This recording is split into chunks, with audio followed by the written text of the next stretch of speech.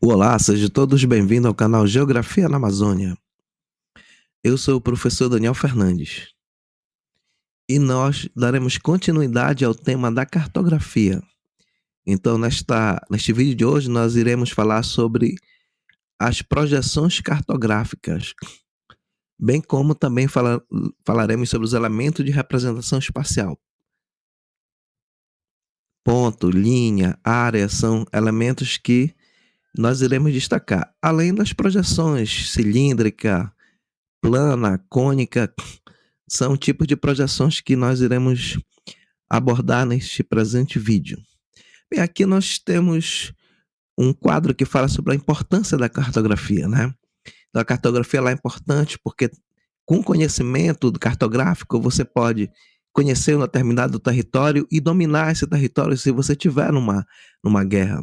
Também você pode exercer o controle de fronteiras, como é o caso do Brasil, que nós temos mais de 15 mil quilômetros de fronteiras terrestres e outras tantas fronteiras marítimas. Também serve para o processo de movimentação de tropas e estratégias de guerra, como, por exemplo, está acontecendo atualmente na guerra da Ucrânia. E a nível de municípios, de cidades, podemos trabalhar o planejamento de territórios, tais como sistema de transporte, de coleta de resíduos, distribuição de água, energia, construção de escola, posto de saúde. Então, tudo isso daí é importante para você fazer um planejamento de um município, saber onde é, está sendo distribuído determinados serviços. E do ponto de vista do marketing, serve também para localização de negócios. Né? Onde é que você deve colocar determinado tipo de negócio a partir da localização geográfica. Então, o sucesso ou um fracasso de um negócio pode estar relacionado com o ponto em que esse negócio foi colocado no território. Então, aí nós temos aí alguns elementos que destacam a importância da cartografia, tanto do ponto de vista do poder público quanto da iniciativa privada. Nós temos agora vendo a questão das projeções cartográficas. O que é uma projeção cartográfica? É a forma pela qual uma superfície esférica, no caso a Terra, é apresentada num plano, ou seja, no mapa. Então, a superfície terrestre ela é esférica. Então, nós vemos a superfície terrestre em 3 dimensões. E o mundo do cartográfico ele é plano. Você tem a largura e tem o comprimento. Você não tem altura. Então, aí nós vamos falar sobre esses diversos tipos de projeção que a gente está destacando agora. Né? Projeção plana. O que é? Equidistante. Representa distâncias precisas. Utiliza como ponto de referência central e mede distâncias a partir dele, mas apresenta distorções nas áreas e nas formas terrestres. O mapa, numa projeção azimutal, é construído sobre um plano tangente e um ponto qualquer da esfera terrestre. Este ponto ocupa sempre o centro do mapa. Então você vai tangenciar um mapa a partir de um ponto central. Você que decide qual é o ponto que você vai colocar como centro do mapa, né?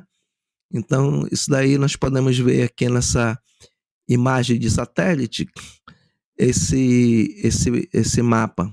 Então aqui nós temos um exemplo de uma projeção plana, né? Como a gente vai poder ver agora nesse mapa, né?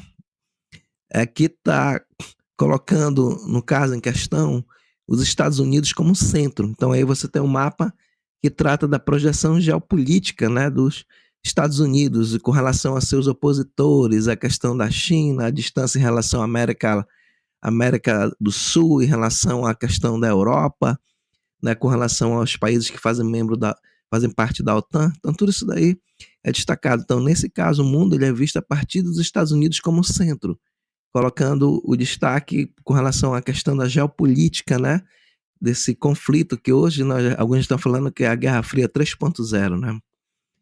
E também nós temos, no caso, o exemplo aqui da projeção cilíndrica, né?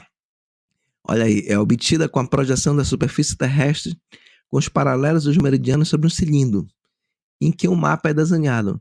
Então, no caso do exemplo das projeções cilíndricas, você percebe aqui nesse pequeno mapa, né, das cores verde, amarelo e vermelho, você percebe que você usar a projeção cilíndrica para representar o mapa em meridianos, né, em paralelos de baixa latitude, você tem uma maior precisão. Então, na hora que você se aproxima dos polos, então essa precisão ela vai diminuindo, vai ficando com uma menor precisão.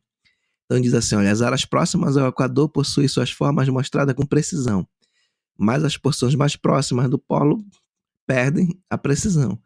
E aqui nós temos um tipo de classificação da projeção cilíndrica, né, que a gente vai destacar como exemplo daqui a pouco, né, com o mapa. Projeção cilíndrica conforme conserva a forma dos continentes, direções e ângulos, mas altera a proporção das superfícies. Então, nesse caso, você consegue manter a forma, mas você distorce a área. E aí nós temos aqui a projeção cilíndrica equivalente. Ó, preserva o tamanho real da superfície representada, mas não mantém as formas, direções e ângulos. Então, nesse caso, você resolve o problema da área, mas vai distorcer a forma. E tem a projeção cilíndrica filática, ó, também chamada de arbitrária. São projeções em que as áreas, né, são destacadas e os ângulos também, né, como você pode ver. Então aqui nós temos o exemplo, dois exemplos clássicos falando sobre a projeção cilíndrica. Não? Projeção cilíndrica conforme conserva a forma dos continentes, direções e ângulo, mas altera a proporção. Então nós temos o exemplo aqui da projeção cilíndrica de Mercator. Então você pode observar aqui que no caso do meridiano, na realidade aqui no caso da Groenlândia, você percebe que a Groenlândia está praticamente do mesmo tamanho da África. Então nesse caso aí você aumentou a proporção da área dos países de clima temperado e diminuiu a área dos países de clima tropical. E aqui embaixo na projeção de Peters é o contrário. Ó. Diz assim, preserva o tamanho real da superfície representada, mas não mantém as formas, direções e ângulos. Então nesse caso aqui você mantém no caso, a área real, você percebe que a Groenlândia está um tamanho bem menor, mas só que aí você distorceu a área. Então aí são problemas. Você resolve um problema e você acaba criando outro problema, né?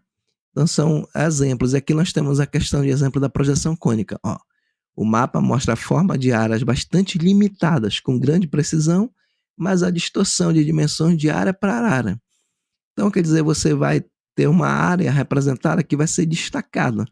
Então, no exemplo aqui, também você percebe que os paralelos de baixa latitude são mais privilegiados nesse tipo de projeção.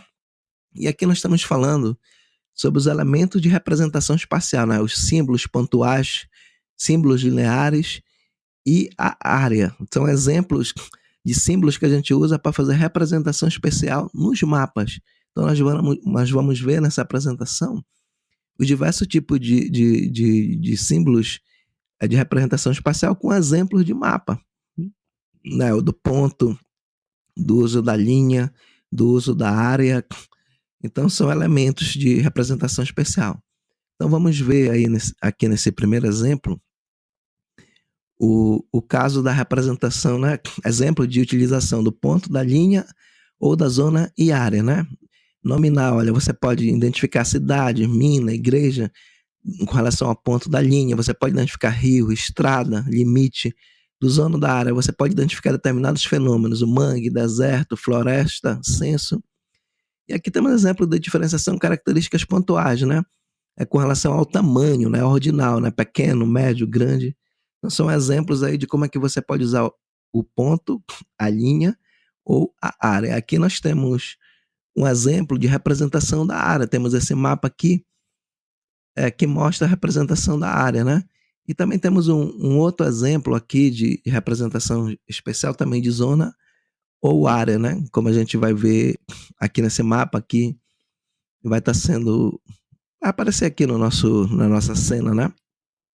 Então vamos ver com relação, aí nós temos aí, no caso, o exemplo de bacias hidrográficas, né? Que você percebeu aí. E aqui nós estamos, no caso do exemplo de símbolos pontuais, tá dando o exemplo da localização de shopping centers, né? Então você percebe onde é que eles ficam localizados no espaço territorial brasileiro. Ó, considera a existência de determinados fenômenos representados como pontos na superfície de um dado território. E também nós temos o exemplo de símbolos lineares, né? Que no caso você utiliza a linha, ó, representado por meio de linhas ou setas, representa fenômenos físicos ou humanos. Exemplo, redes rodoviárias, ferroviárias, movimentação populacional. Então você está vendo aí um mapa que consta a questão da rede de transporte do Brasil, né? Então isso é um exemplo. Então agora nós vamos para as nossas conclusões. Então, o que que é que nós vimos neste